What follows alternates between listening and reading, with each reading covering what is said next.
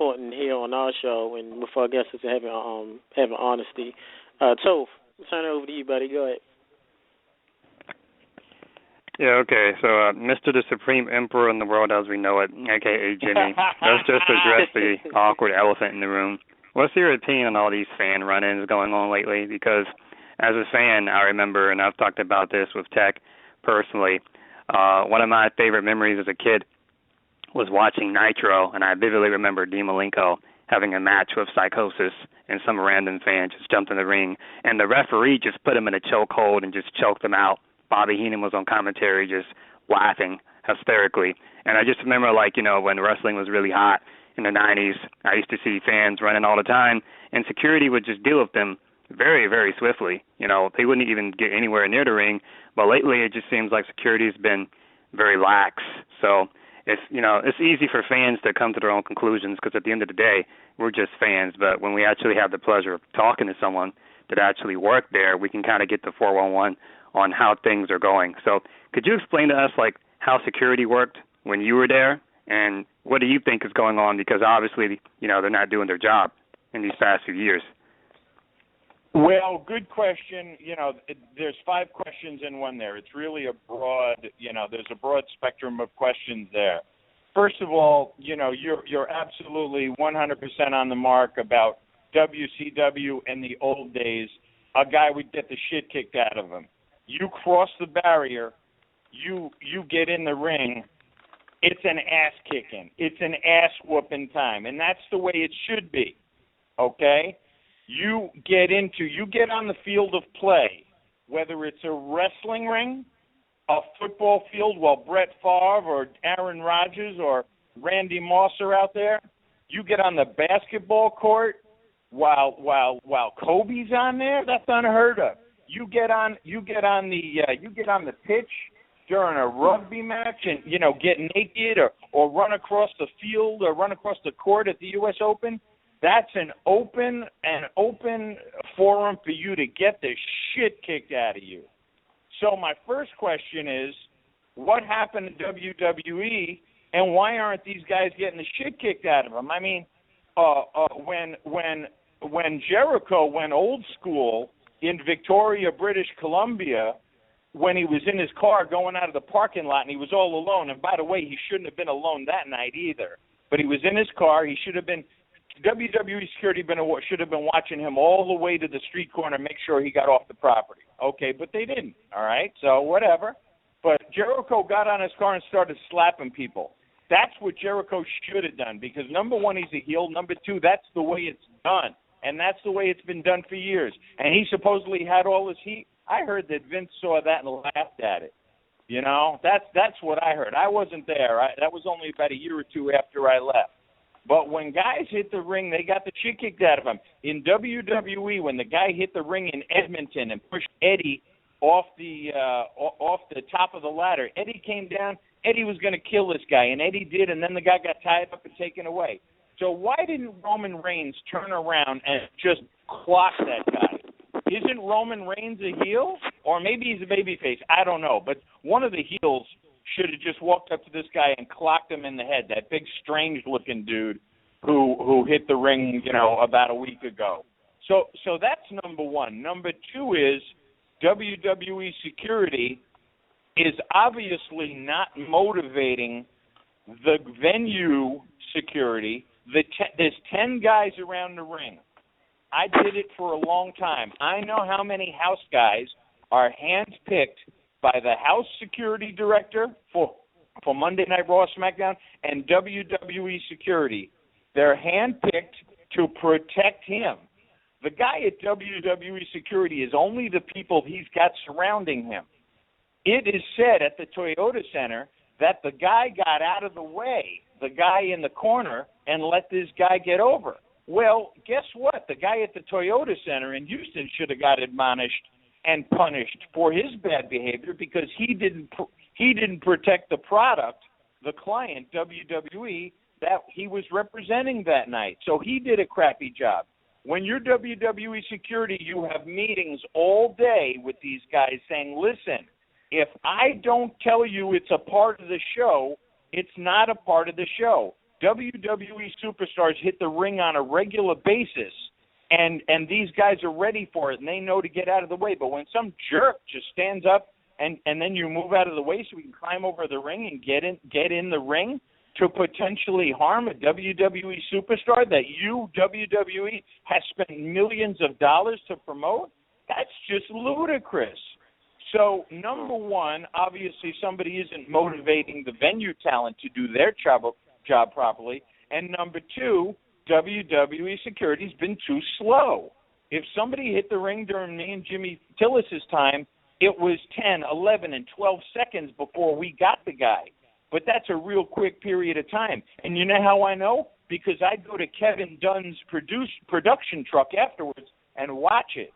And we discuss how it could have been taken care of better, or Kevin Dunn and Vince would say, good job, man, good job. You got that guy out of the ring real fast. It didn't even hit TV. Now it's hitting TV.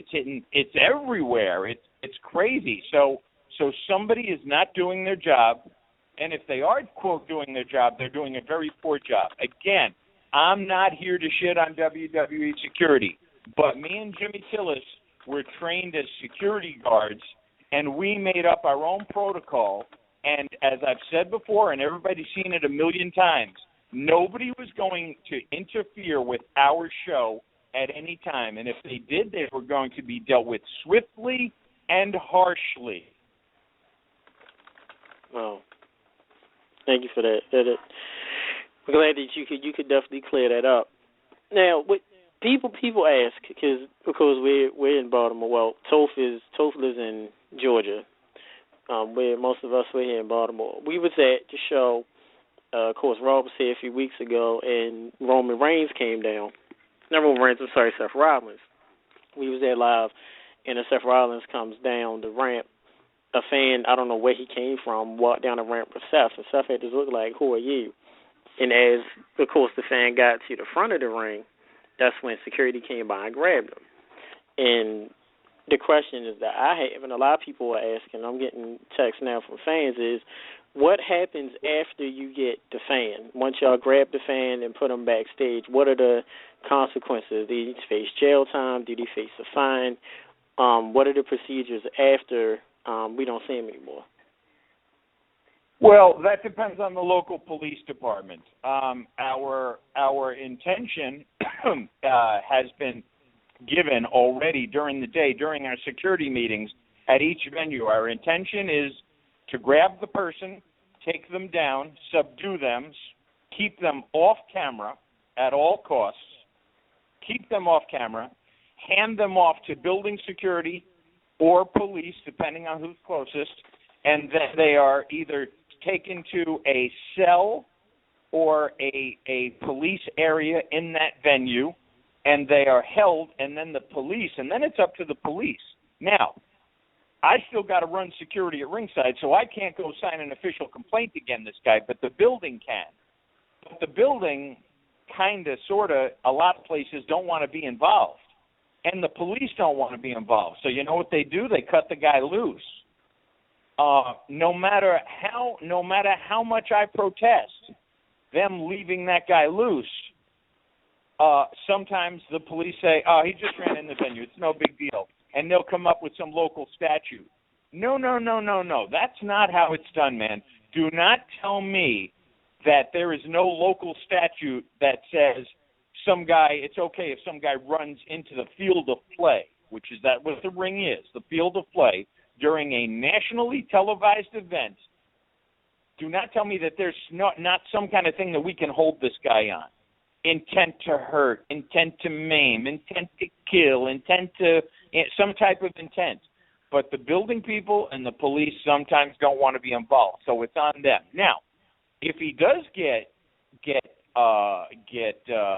subdued and arrested, chances are somewhere along the line WWE needs to get involved and has to address it, on their end, and possibly in the future WWE is going to have to show up in court.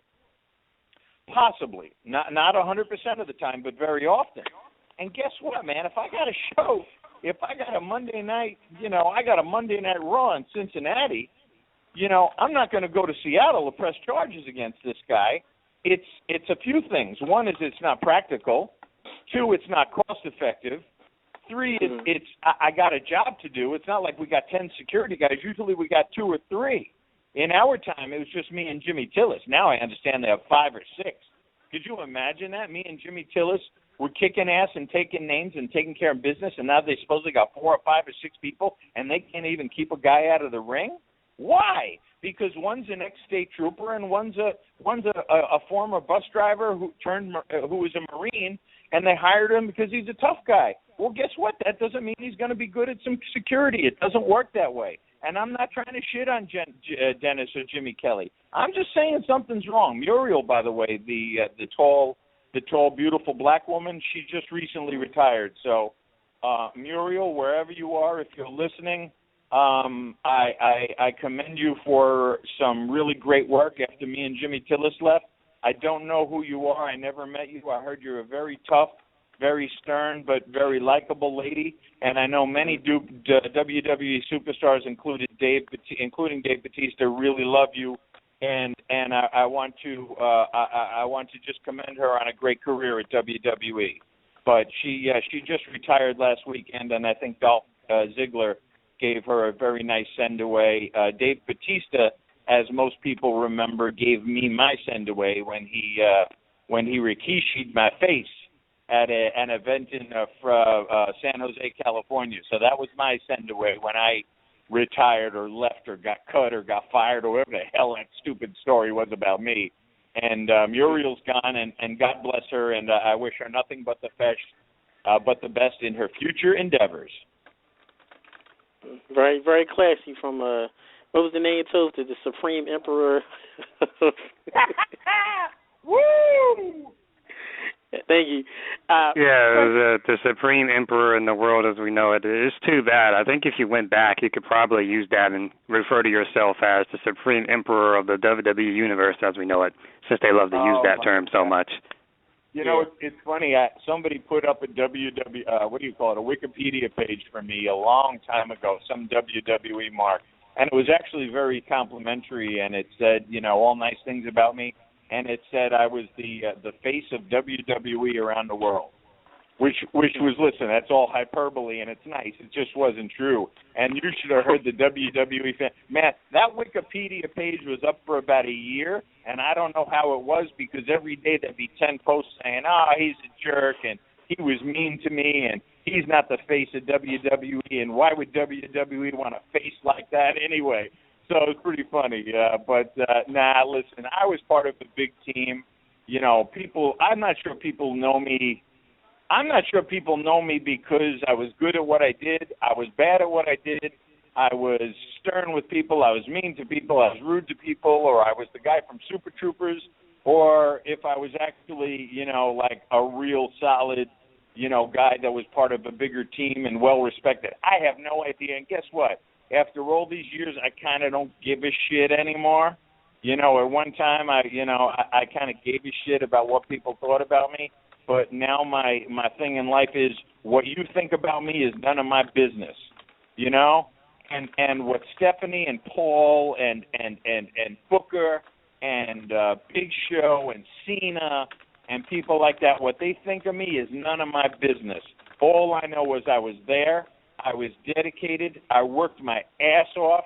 I would have walked, I've said this before, I would have walked to the end of the earth on broken glass for WWE. I was a loyal guy. And at the end, I got nothing. But guess what? That says more about them than it does about me. I got nothing. I got no respect. I didn't even get a phone call. But I attribute that to the bigger picture of that being professional wrestling than a shot against Jimmy Noonan, the Supreme Emperor of all things security in WWE.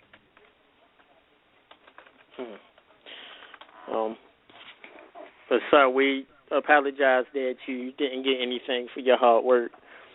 They want to mention that. It's okay. It's okay, guys. It's okay.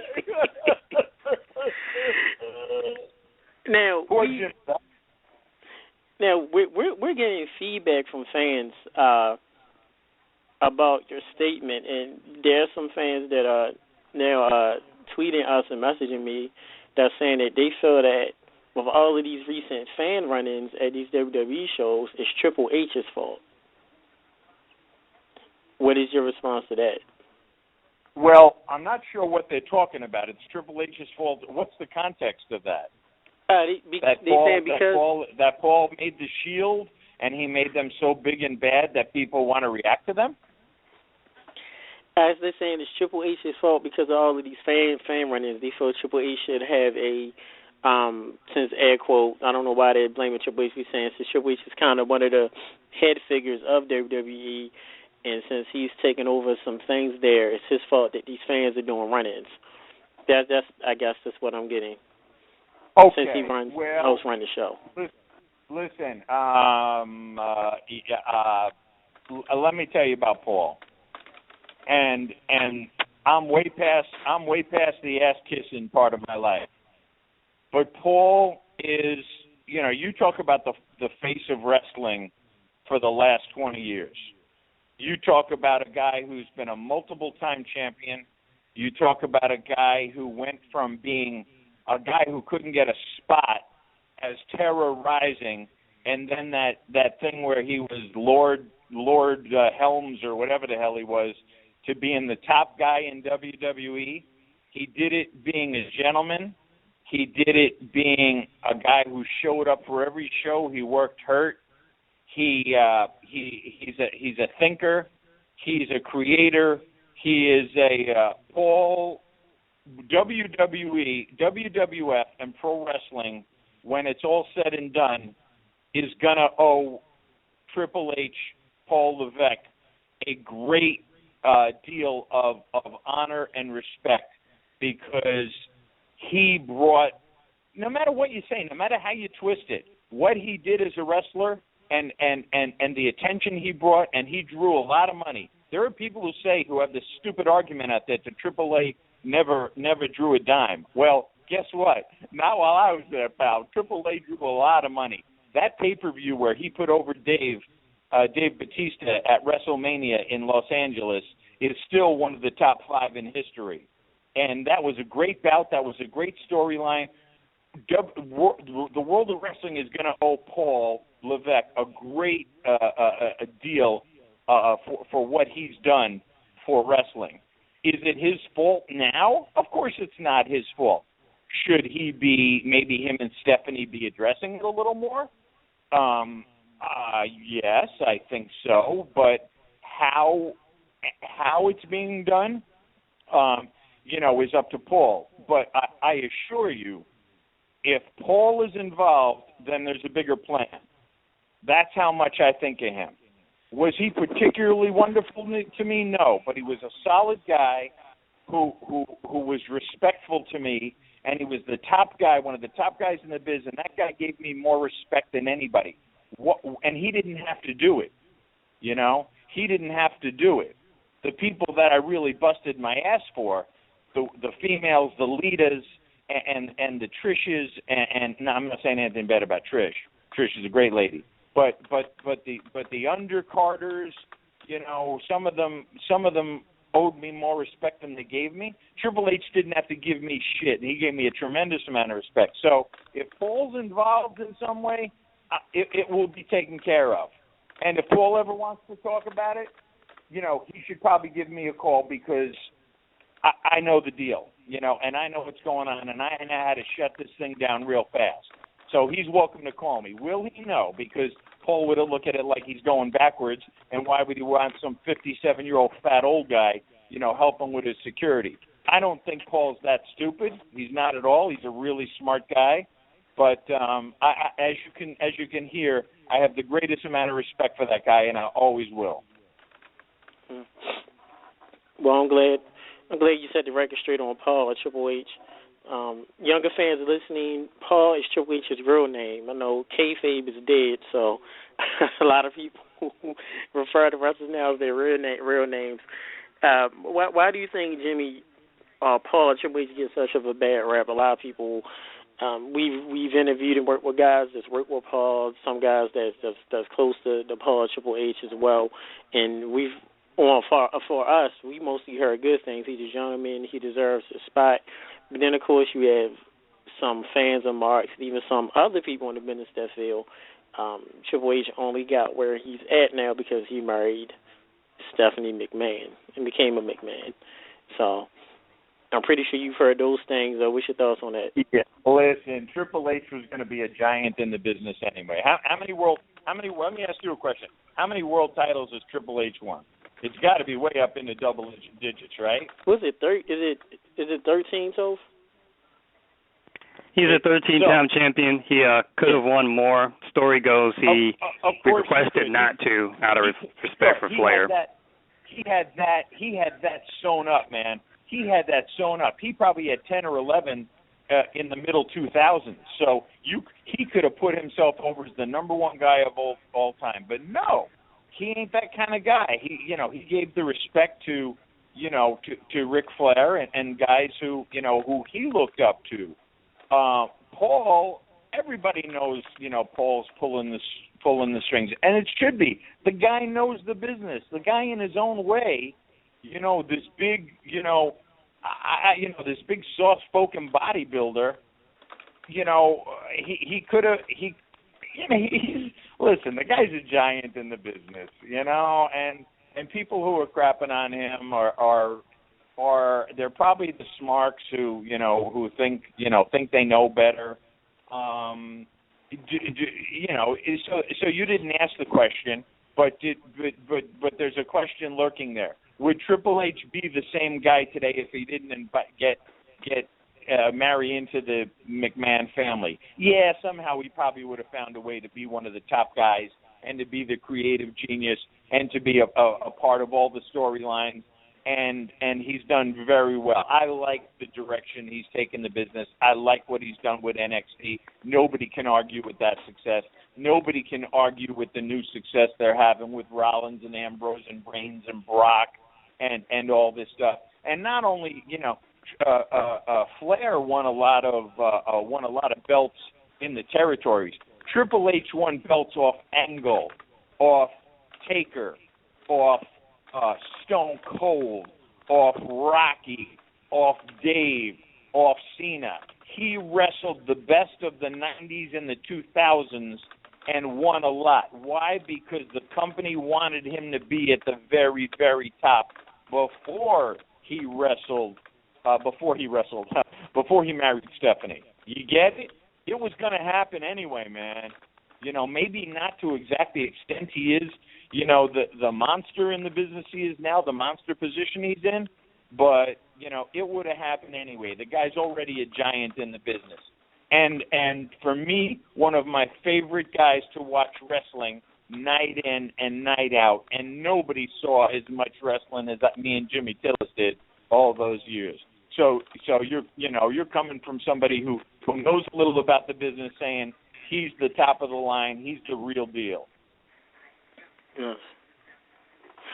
Yes, I agree. Hey, by the way, are we doing this right? You guys asked me one little question, and I talked for a half hour. You're doing it right. That's how you do it. Do you want that, or do you want me to shut the hell up and you guys ask intelligent questions and me go yes and no?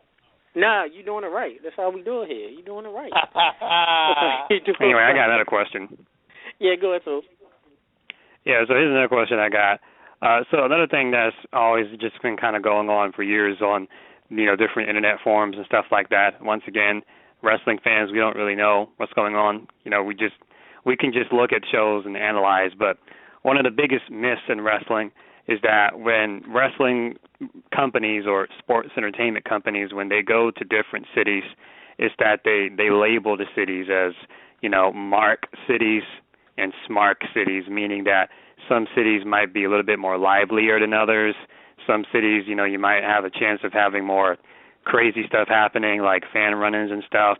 And so my question is, I'm not sure if you're aware how much you watch the product, but those Shield guys, like Roman Reigns in particular, when he does his entrance, he walks through the crowd to the ring. And what I've noticed is that in some cities when Roman Reigns makes his entrance, he's just walking by himself. You can clearly see there's no one behind him. He's, giving fans the fist pump, and then he goes in the ring. And then in other cities, when he's walking, you have security kind of telling him, making sure that there's nothing happening. So why is it like in certain cities he can have like security telling him, but then in other cities it's like, all is well?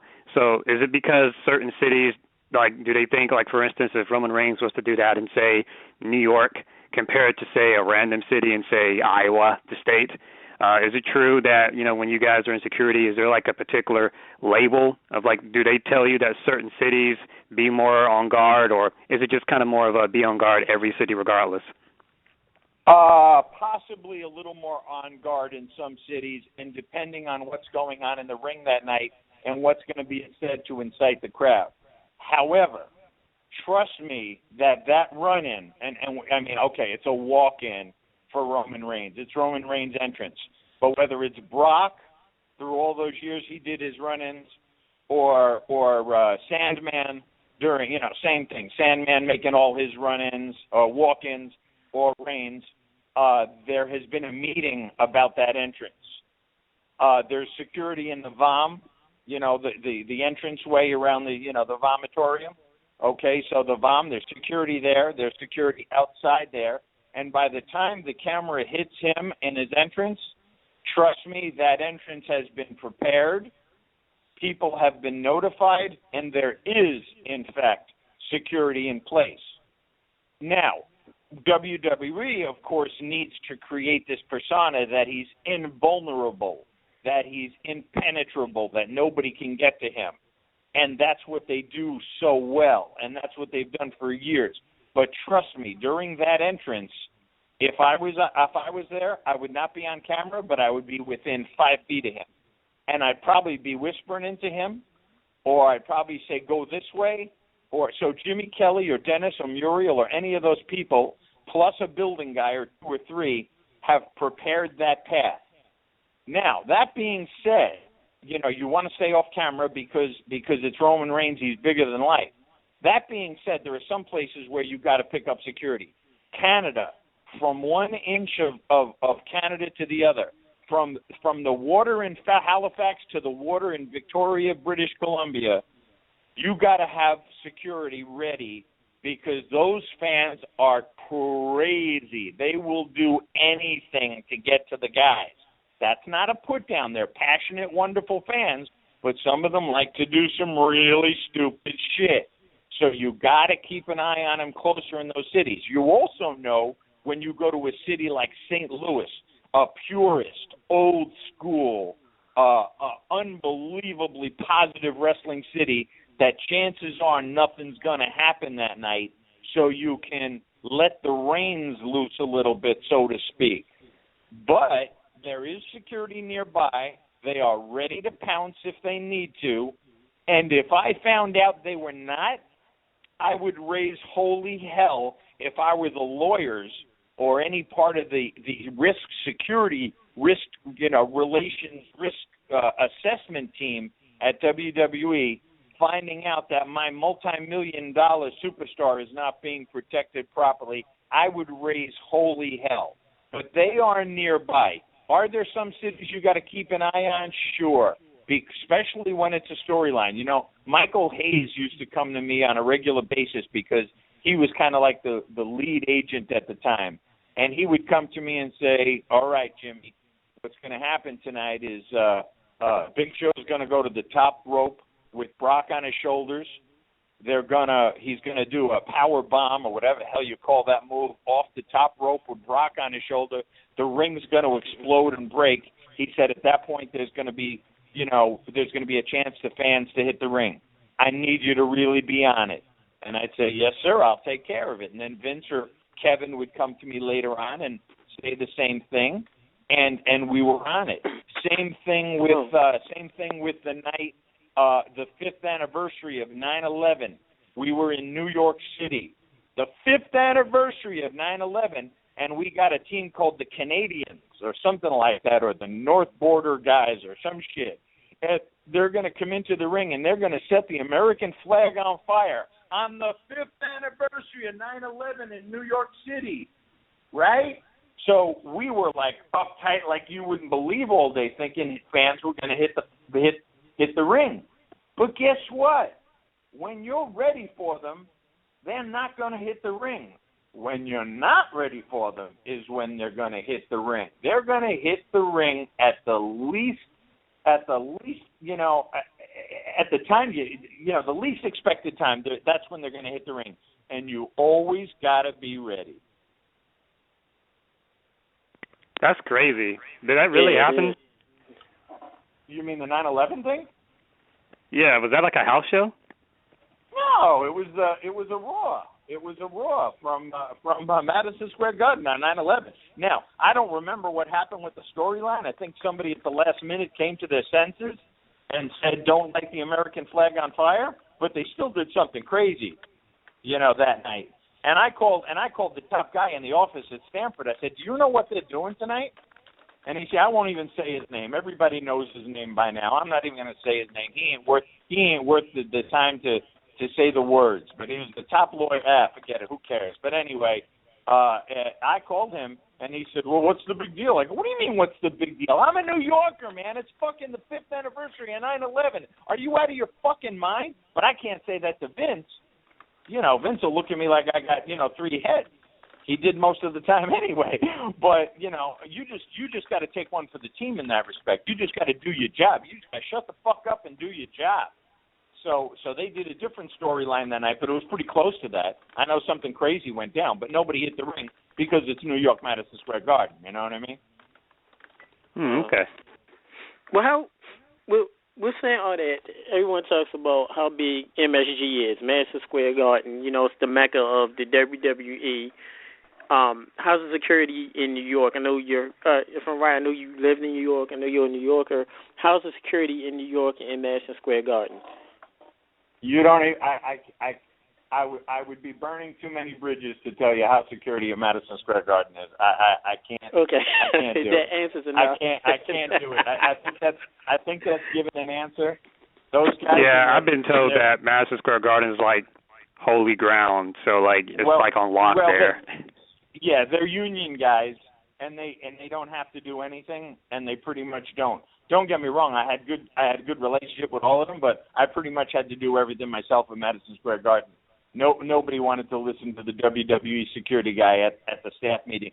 Same with the Staples Center in L.A. I mean, they have it down to a science there, and they do a nice job, but here comes the here comes the big bad WWE security guy with his security briefing, and we got to listen to this guy. They didn't even listen to half the crap I said.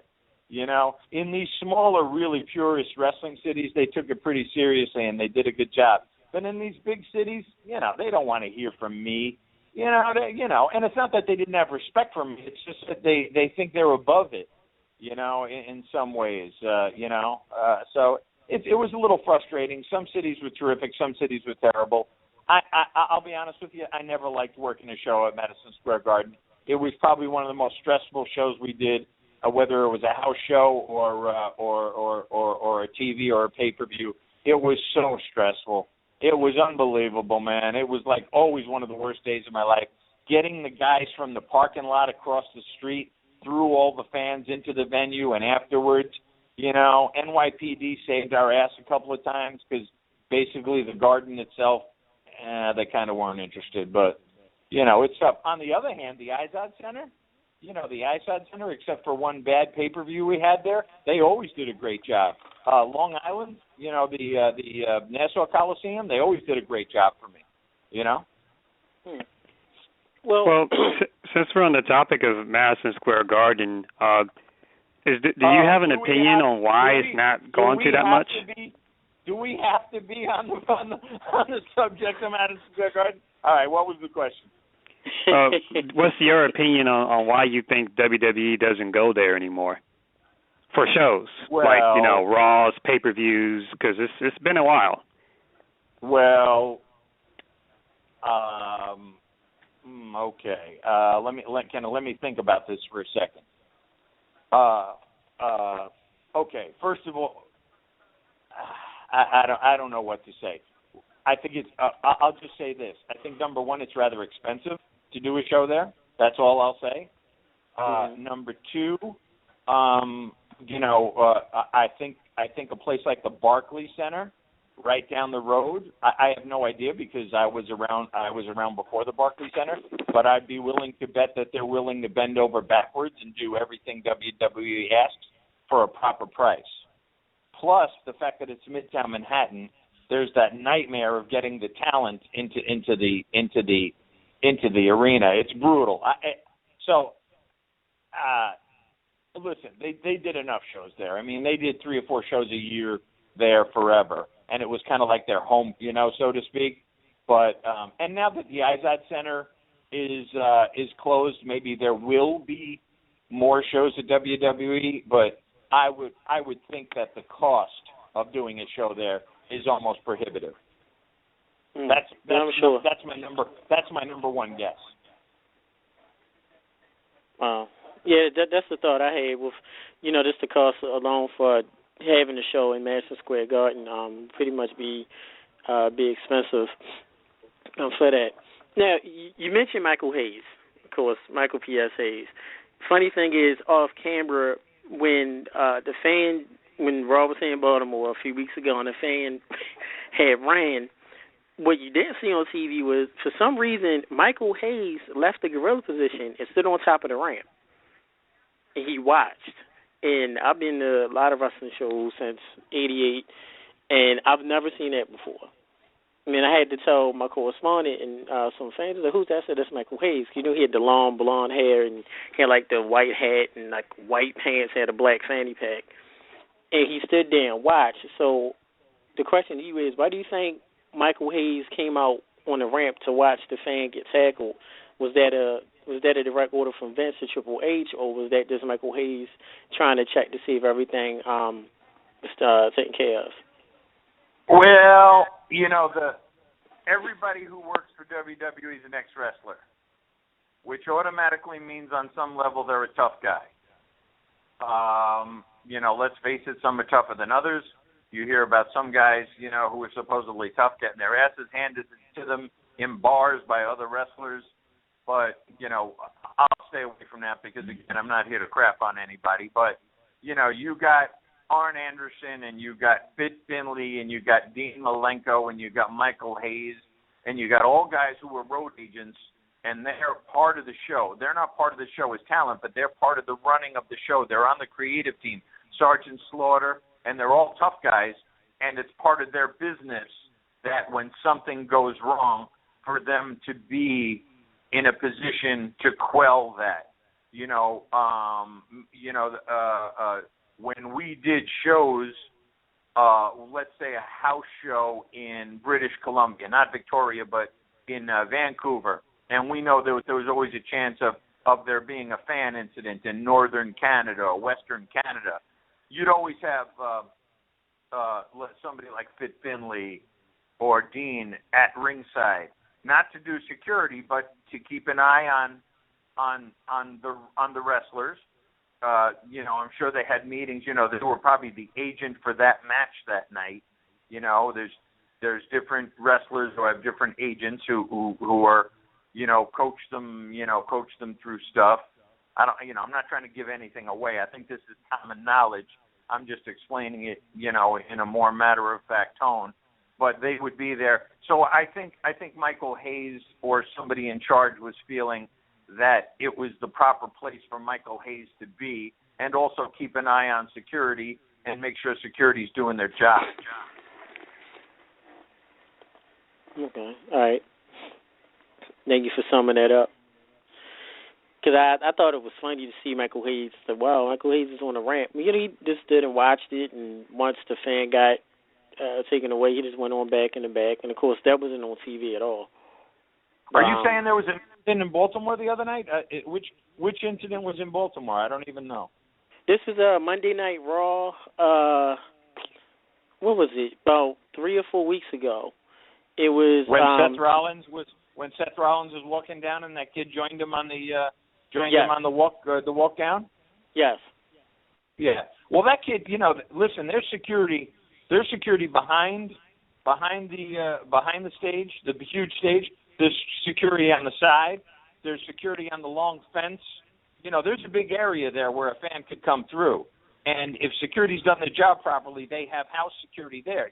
Sometimes there's anywhere between 100 and 250 house securities from the front doors all the way to backstage, protecting the backstage area. WWE can't do that. WWE can't take 15, 20, 30 guys on the road with them to run security in these venues. So they have one or two guys, and those buildings are given security riders as to what's expected from the moment we get there that day to do that show, and those guys, are put in position for a particular reason. Some local security guy let that guy pass them because he thought he was a part of the show or didn't care, and then that kid ended up on the ramp with Rollins, and it just looks bad. Do I think Rollins was in danger that night? No, but you never know. It is true. Of course it's true. Of course it's true. I said it. I think this stuff is planned, to be honest with you. I don't know. Planned? You think some of the run-ins are planned? No, I think some fans are just how security, just like how you guys prepare beforehand and are told what to do. I think that a lot of fans have been getting together, perhaps on online forums, and have been planning this out. These run-ins have been very consistent with these Shield members, with the person throwing the briefcase at Reigns at the house show. Then there's the report of the fan that almost stabbed Ambrose at the SmackDown taping. Then there's the guy that ran down the ramp with Rollins. And then at the most recent pay-per-view, we had the guy running again. This is just, all this has been going on the past month and a half. I think that fans are planning this. I don't know. I mean, doesn't it seem a little weird? And it's consistent, too, because it's only with the Shield members and no one else. Yeah, but, okay, so let's answer a couple of questions here. Do I think it's planned? Do I think there's probably online forums? Do I think there's groups of local wrestlers and local smarks who are doing this? Yeah, I probably do. However, everybody keeps saying the same thing. Well, it's happening during the Shield. Well, who's in the main event every night? Who's in the main event every night, guys? It's Seth Rollins, pretty much. If it's not seen, it's Seth Rollins. The Shield guys are in the main event every night. Am I correct? Right. Yeah, usually. Okay. Yeah, some variation of the Shield. So what are you going to do? Are you going to hit the fucking ring during a Divas match, or are you going to hit the ring during the Shield and try to get on TV? Do you see what I'm saying here? Yeah, that's a good point. I don't think this is necessarily a Shield thing. I think it's fans maximizing the attention, and that they want to get on TV for their 15 seconds of fame. So it has nothing to do with the Shield. It has everything to do with the time the Shield is coming out, which is the main event. If I'm a Smark or I'm an asshole, when am I going to try and hit the ring? Am I going to try and hit the ring during a Cesaro match? Or a Big Show match? Or am I going to hit the ring with Seth Rollins, Ambrose, and Roman Reigns? Duh. Yeah, it may definitely make more sense then. Of course, you want to do it the more exposure for the main event. Yeah, and I'm not saying duh to the guy who answered the question in Georgia. I'm saying duh in general. It's actually a good question. But, the answer is, you're going to do it during the main event, unless you're drunk and stupid and you just want to hit it during any time, Because it was actually a good question. Okay. With that, too, now, on the other end, being a director, what was really your job? Because being a director, you're in charge. What was your specific job duties of being a director of security that people may not necessarily know about? Tell us about some of the backstage antics. Have you ever had to be security for some of the boys? Have there been issues where some of the wrestlers may have gotten a scuffle and you may have to, break them up as well? Well, again, there's lots of answers here. The first answer is I need to say that there were two directors of security at WWE.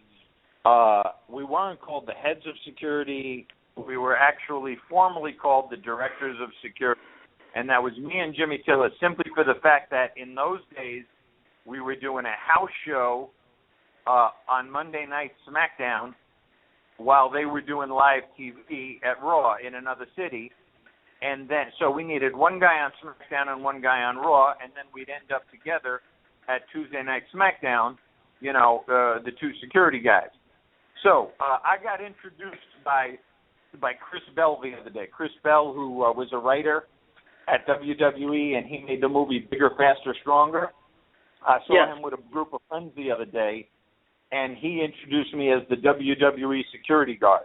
Now, this is not a shot against Chris. I just don't think he, maybe he didn't know or got the magnitude of, I was not the WWE security guard. I was much more than that. A security guard wears a light blue uniform, and he wears a funny hat, and he carries a fake badge. All right?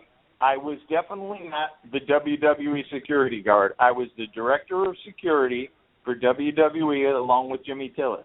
Anybody who says I wasn't, they can kiss my big white ass. That was my title at WWE. All right? That's number one. Number two is we did everything, man. When Mark Yaton or John D'Amico, the producers of the show, couldn't be found, the building people always knew that they could find somebody involved with the show, me or Tillis, and they would come find us. Why? Because they knew we'd be with the talent either backstage or in the ring.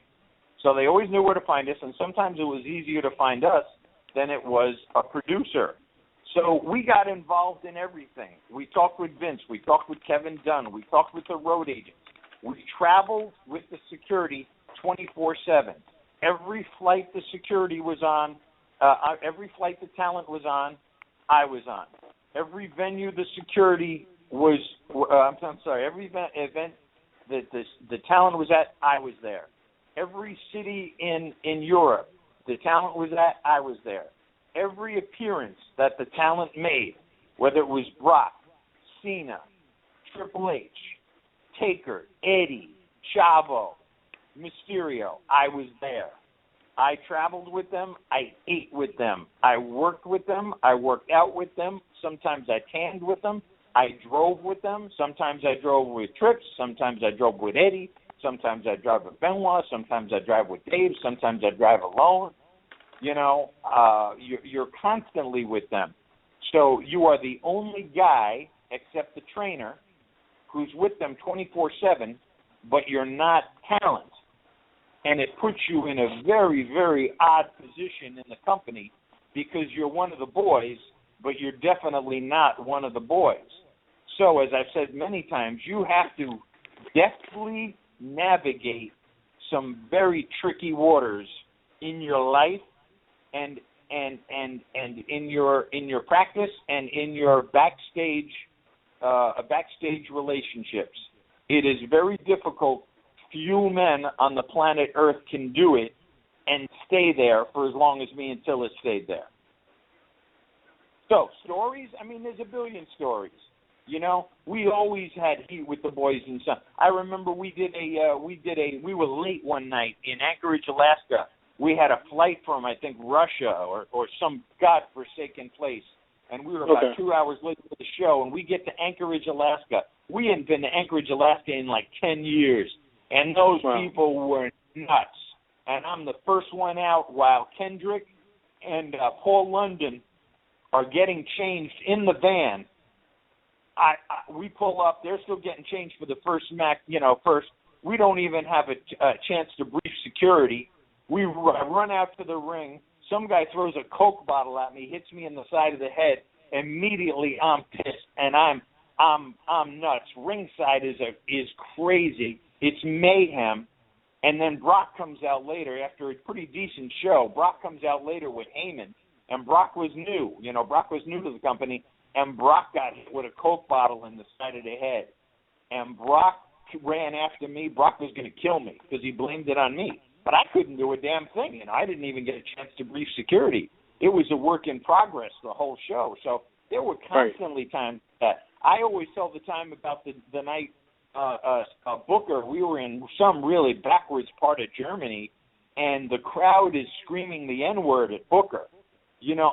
Screaming it in unison at him and Sharmell. N-word, N-word. And then out of the 400 section, the very top of the building, an egg comes flying out and misses Sharmell by inches. and Booker decided to cut a promo in front of 30,000 German fans on me. You know? I mean, it was a love-hate relationship, and some guys hate you, and some guys love you, and some guys respect you, and some guys don't. It's a horrible job. What was the, if you can tell us some other stories, that's cool. What was some of the other tricky waters that you had to deal with the other Jimmy? We're going to call him Other Jimmy because we have you on the show now. What's some of the other challenges of being there as the director of security with the boys? Well, I mean, again, to get into specific stories, you'd probably have to read the book. You know what I mean? And I'm not saying there is a book or there isn't a book, but I was about to ask you, is there a book? We don't want to talk about that, but okay. But you're dealing with people. So if you're dealing with 30 wrestlers and 10 female wrestlers, and then all the development people and all the people they bring in, and then the divas and the diva search ladies, and then people they're bringing in for tryouts, and you got to do that on Raw, and then you got to do it the next night at SmackDown. You're going to run into a lot of situations. You're going to run into a lot of personalities. You're going to run into a lot of things that the average guy doesn't. And you could read between the lines there, you know. Let's put it this way. There are some guys who are married and some guys who are married and have girlfriends. And you got to definitely navigate all these situations because it's your job to keep some people away from other people. And sometimes you got to figure it out yourself. Sometimes you got to be told by the agents. Sometimes the talent will grab you and say, listen, I got a little situation going on today. I need your help. And sometimes you just got to grab the bull by the horns and decide this is how this situation is going to go down. That happened on a daily basis for 7-8 years that I was there. I say 10 years sometimes because I was at WWF New York too. But being out on the road was 6 and then a year and a half at WWF New York. But it doesn't matter the time. It was the time, from 2000 to 2007 was the time when it went from the Attitude Era to the New Era, and there was a rejuvenation in the business because of Brock and Cena and Orton and Dave and Shelton Benjamin and Charlie Haas and Risco Constantino and guys they brought up, and Ray and Eddie and Benoit, you know what I mean? So it was a new time, and there was a lot of pressure on us. But sometimes, navigating these questionable waters, sometimes you just have to take the bull by the horn yourself. And guess what? Sometimes you made mistakes, too, because I'm a human being, and I'm not perfect, But I had to figure this was a work in process. I had to figure this out a lot by myself. And my mentor and friend, Jimmy Tillis, who was one of the main reasons I came on at WWE, he was there before me. He helped me with a lot of this stuff because he had been doing it a year and a half, 2 years before I came on. And then it was just down to me and Jimmy. There was a whole load of Jimmys at one point, but then it just came down to me and Tillis. And, and it's brutal, man. It's brutal. People don't even know. Stephanie has no idea what I did there. Triple H has no idea all the hoops I had to jump through there. And Vince, anybody. And guess what? At the end of the day, they wouldn't care. All they wanted me to do was be a solid employee who showed up on time and did a good job, and I did my best. How was Vince? I'm getting text now. Fans want to know, you're in the actions with Vince, what kind of man Vince McMahon is, and your dealings with him. Not bury him this year, so your personal relationship or your business relationship with Vince. Anybody who knows me would know I would never burn Vince. I've never said a bad word about Vince McMahon. I think one time I said he's going to hell, but that doesn't mean he did anything bad to me. And maybe I shouldn't have said that. And I hope that isn't the heading out of context. Jimmy Noonan says Vince McMahon is going to hell, because that's totally wrong. I may have said that flippantly at one point about Vince and his dealings in life. Vince, you will never ever hear me say a bad thing about Vince or Shane or Mrs. McMahon. They treated me very well. Vince, sometimes wouldn't say hello to me for days, and then one day would come in and say, "How you doing, Jimmy Noonan?" And I'd say, "Hey, Vince, what's up?" He'd say, "Having a damn good day in New York City," and that would be it. I saw the world on Vince McMahon's dime, and I did it in first class. So you are never, ever going to hear me say anything bad about him. There's no reason to. Steph, same way. Paul, the same way. Mrs., the same way. Shane, the same way. They treated me, like a respected employee, and Mrs. McMahon treated me like a part of the family sometimes. It's always good to be treated like the family. Yeah, it doesn't suck, man. And I was on their side. There's no reason they shouldn't be. I had their best interests always in the forefront. Number one, take care of the executives. Number two, take care of the talent. Number three, take care of the intellectual property. Number four, take care of the venue and the fans. Yeah, we're getting some more fan questions here. Mr. Jimmy, this is Sean. I'm not sure, don't get an actual location, but he wants to know, who are some of your favorite wrestlers to work with or do security with? I loved Eddie. I loved Eddie Guerrero.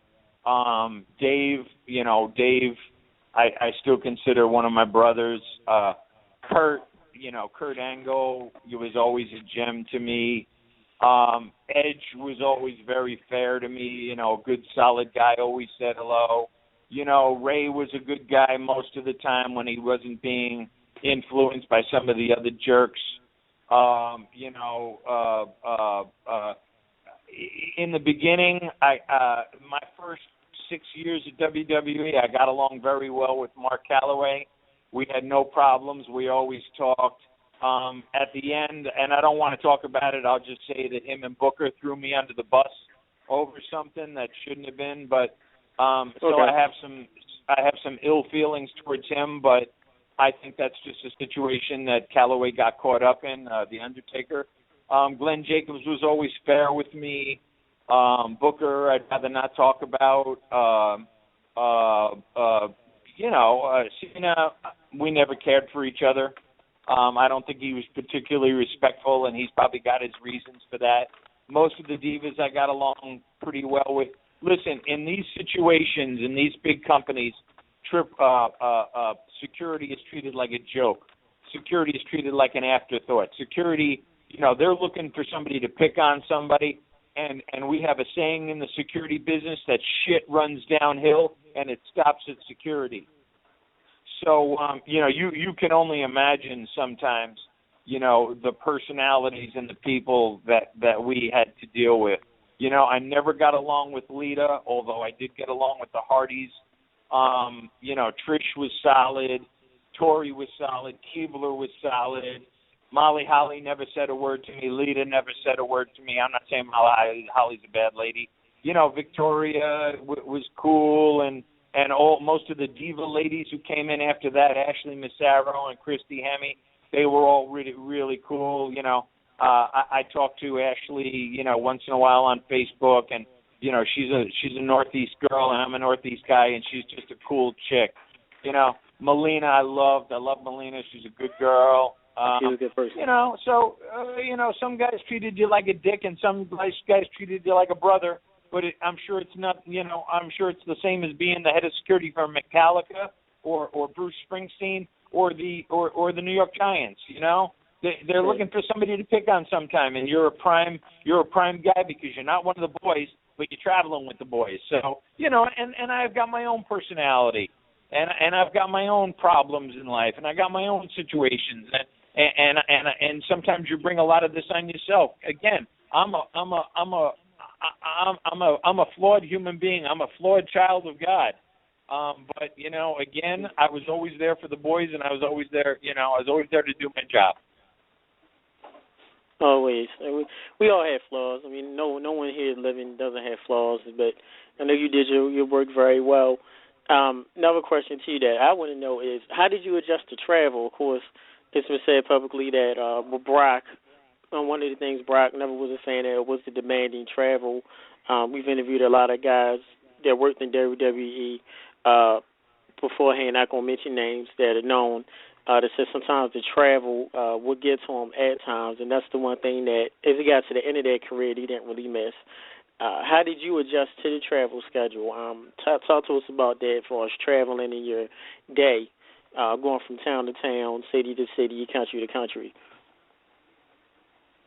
Nobody, no matter how much you're right about it, or no matter how much you can explain it, nobody could actually tell you the true story of how travel works. It's so unbelievable that it's just that. It's unbelievable. It's nobody can do justice to tell you how rough it was, how complicated it was, how grueling it was, how sometimes how unfair it was. I mean, so I live in the Northeast, and I got a show. I do 3 house shows and then a pay-per-view and then 2 TVs, right? So I fly in on Friday night to Stockdale, California, and I do a house show. And then I got to drive 300 miles to Fresno to do a house show. And then I got to drive the next night 175 miles to I don't know, Bakersfield to do a house show. Then I got to drive to San Diego, another 300 miles to do pay-per-view, and then I got to drive back to Los Angeles to do Monday Night Raw, and then I got to take a flight or drive to San Francisco to do SmackDown. I mean, it's brutal. Brock was many guys hated it. Brock accepted it for a while, but I'm sure it's one of the reasons he left the first time, and one of the reasons he's got the special schedule now, because he's Brock Lesnar and he's earned it. But Brock, there were mornings, because what I would do, it wasn't told to me, but what me and Tilla sometimes would do is we would travel more with the world champion. So if the world champion was on a particular flight, I'd be with him. If it was Brock or Taker or Angle, I'd make sure I was on that flight. I'd have WWE book me that flight, and I'd travel with him. But Brock was a little rough sometimes because, we'd be going to the airport at 4:45, and we'd be dropping off our rental car, and Brock, we have to go to the airport and sit for an hour and a half, check in and then sit, and all the fans would come over, and Brock would say to me, he'd punch me in the arm as we were taking the shuttle bus from the Hertz place to the airport, and he would say, "Noonan, if one fan comes up to me and asks for an autograph today, I'm going to punch you in the face." And he was only half kidding. You know what I mean? It's there was a subtle threat there, make sure these people don't bother me. And I had to take that seriously. Now, would fans come up to him and ask him for an autograph? Yeah, but most of the time they'd say, "Guys, it's 5:45 a.m., we just had a show last night. My guy's pretty beat up. Do me a favor, leave him alone." Or guys, just, do me a favor, my guy's over in the corner, he's taking a nap. Don't snap pictures. Be nice. Be a gentleman. Be cool. You don't have to take pictures of him kissing his girlfriend. You don't have to take pictures of him eating a slice of pizza or an egg McMuffin. You don't have to take pictures of him picking his nose. You don't, give the guy a break. He's a human being and he works his ass off. Could you please leave him alone? So these were the things that happened on the road. Again, I could write a book just about the travel, and it wouldn't do justice to how grueling and unbelievable it is. Now, how would Vince McMahon answer that? Vince McMahon would say, "You pussy," you pussy, because that's what you accept and that's what you take on in the world of wrestling, in the world of professional wrestling, in the world of WWE. And he did it for years, and he did it, and he still does it. And he would probably say, "You pussy talking about this shit, you pussy," But the reality is it's kind of interesting, too, and people just don't get it, that how unbelievable it is. So, that's why I'm here talking about it. But if Vince would be smiling right now, looking at me across the room going, "What up, pussy?" Talking about the travel schedule. Boo, poor me. Go ahead, Toph. I say they were trying to give difficulty. Anybody there? Or you just want me to keep talking shit? Now you get you got technical. Yeah, what's up? So if you did, now I was going to pass over to you for questions. Oh, I pretty much asked him everything. I mean, I don't have anything left. I guess the only other question left to ask would be, would you want to consider working there again, or you just want to move on to other projects in your life? I'm being true to Jimmy Noonan. I'm being true to my life, and I have decided that I need to step away from the security business, not because I'm not still excellent at it. I travel all over the world with high net worth individuals, billionaires, and I travel on their yachts and I travel on their planes, and I am still youthful and I'm still really good at what I do, and for the most part nobody fucks with me. But I have to be true to my calling, and I believe my calling has always been that I'm an actor. And I hate to say that because it almost sounds tacky, but anybody who's seen my resume and seen me work knows I'm an actor, and that's why I'm in Hollywood now.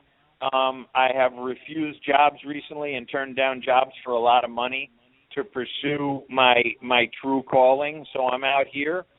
That being said, if Triple H ever came to me in a respectful manner, or Stephanie ever came to me in such a way, and she was being, the wonderful, beautiful, smart, sexy, and business-like woman that Stephanie is, and she came to me and said, "Jimmy, we looked at the bigger picture, and for the most part, there were no problems when you were here. I'd like you to, maybe sit in on a few meetings. I'd like you to maybe come on as an advisor." I would probably entertain that conversation only because I have history there. I don't feel like I feel a little disrespected by the whole business. I feel like I did enough work and enough quality work to be a respected ex-employee, but I don't feel that way most of the time. But if they wanted to come at me from a position of respect and how I could add to the safety of their intellectual property and their wrestlers and the WWE team and the WWE universe in general, that's a conversation that I would entertain. It would cost them a few dollars, but I'm sure they could handle it. But also, they have to protect themselves, and then they made a conscious decision to be rid of me and Jimmy Tillis, and in some way have to respect the team they have put in place. But I think if they were smart, they would probably bring me or Jimmy Tillis back into the fray as an advisor or a supervisor to make sure that this stuff will never, ever happen again, or will happen in such a way that people will be notified that there will be swift judgment against them if they ever decide to interrupt a WWE show again. Swift and harsh.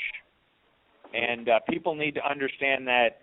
And it's not done. It's not done. It could be done, but people hitting the ring is not done. And so I think the answer is yes, but it would have to be on my terms. Well, yeah, it got to be on your terms. Like you said, you got to look out for Jimmy Noonan, so got to look out for yourself, of course. Definitely so. There you go, baby. Looking now out for number one, baby. Now hey, how long we been doing this? About an hour and a half, 90 minutes. I've been on the radio for an hour and a half? Yeah, that's how we do it. Oh, my God, I apologize to your fans. No apologies. To your fans. No my God, you guys great. You had to listen to my bullshit for an hour and a half. I apologize to each and every one of you, but at least I hope I was entertaining. Oh, yeah, you have been. Now the era you was in, of course, the Attitude Era, and then the era afterwards is referred to as the Ruthless Aggression era, where you had, the Young Brock, and you had Angle and Eddie and Benoit and all these Edge and Ray. How do you feel looking back on your time there to see that a lot of these guys are now the big stars? Brock is still one of the biggest stars. You was there watching Cena come in, watching Batista, watching the young Randy Orton, a lot of the what we call now main guys and one of the top guys in WWE. You was there when they were rookies. So how do you feel about watching that growth? Well, let's examine this even a little more.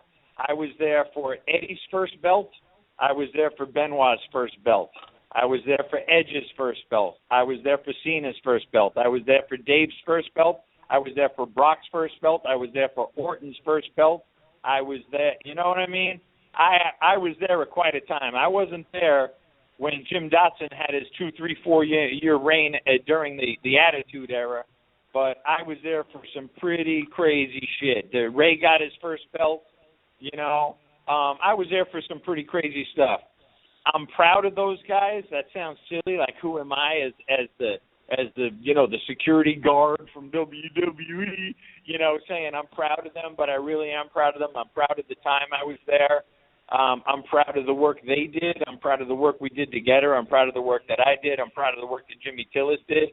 I'm proud of a lot of stuff. We saw the company through some really, great times and financial highs, and I was a part of it. Nobody can take that away from me. So, to seeing that, I think if you look at 16 years later, 15 years later, that John Cena is still a top guy, and Rocky's still coming back, and Eddie and Benoit are now gone, and living with all the WWE legends in heaven. And Ray's gone, and I was there through a lot of high times, and listen, you do the math, you do the math. It was crazy and it was wonderful, and in some ways I want to shut the door on it, but in other ways it's so ingrained, in my life. It's very, very difficult sometimes to work 300 days a year. I'm not saying 300 shows, but I work 300 days a year with all the travel and for so long, and not be a part of your the fabric, that the cellular DNA that makes you who you are. It's part of me. I don't know if that's good or bad most of the time, but it's a part of who I am. And I don't know if that answers your question. But I will say, if it's been an hour and a half, if it's okay with you guys, I think, I think we've answered a lot of questions. I think we've talked about a lot of people. I think you got a pretty good, you and your listeners have gotten a pretty good inkling of who I am and what I am. Oh, definitely. Yeah. And maybe in some ways this is the most really fleshed out interview I've ever done. You guys made me comfortable, and I don't feel like I crossed any boundaries, and I don't feel like I hurt anybody, but still gave valuable information and valuable insight to the world that is professional wrestling. So if you guys don't mind, I don't know if you got anything else. The other guy said he's pretty much out of all his questions.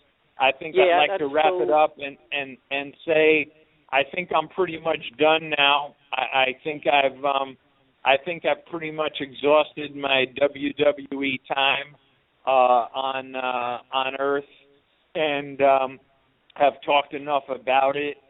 And I think any time in the future, that any radio show calls me and asks me to do an interview, I'm pretty much going to say no. I think, between this week and the guys, the breach of security and my time at WWE and the questions I've answered.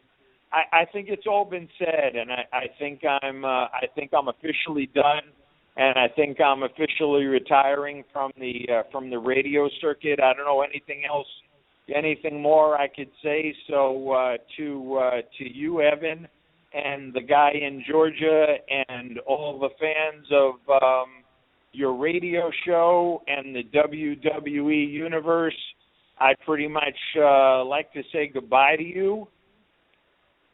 And good luck, man. Yes, thank you for that too. Thank you. Did you and I'm officially gonna say goodbye right now. Goodbye, guys. Thank you very much. Thank you much. Thank you for your time. Thank you.